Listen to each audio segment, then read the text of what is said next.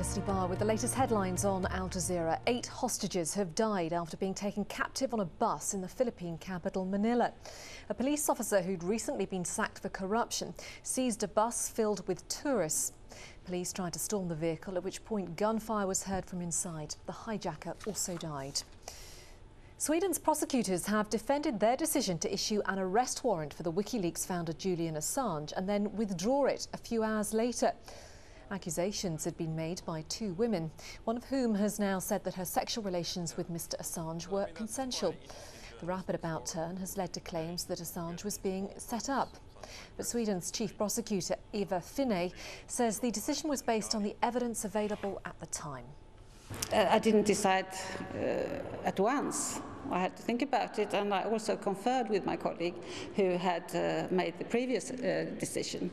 And yeah, we discussed it before I changed it.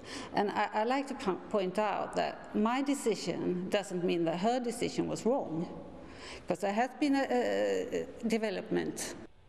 More than 250,000 people have now fled their homes after the latest flooding in China. There have been downpours across central and northern parts of the country over the last few days. Homes and roads in the cities around the Yalu River have been swept away. The flooding is now affecting thousands of people in North Korea as well. Pakistan's food minister says 4.25 million acres of crops have been damaged or destroyed by the country's floods. It's feared the farming industry won't be able to produce enough food to feed the population. Environmentalist Roland D'Souza says years of deforestation is partly to blame.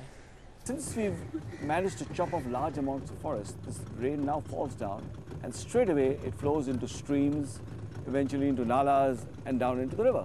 So all the rain that has fallen immediately translates into an increase in flow in the river. And an official in charge of identifying and dealing with the risks of BP's offshore operations in the Gulf of Mexico has admitted he had little contact with a key manager at the rig. The April the 20th explosion on board the Deepwater Horizon caused the biggest oil spill in US history. Neil Crammond testified before an investigative panel that communication between the 2 men was minimal. Other key officials will be questioned throughout the week. Don't forget, of course, you can always watch Al Jazeera online by heading to our website, aljazeera.net/English, and clicking on the Watch Now icon. Those are the latest headlines here on Al Jazeera. I'm Felicity Barr. Thanks for watching. Bye-bye.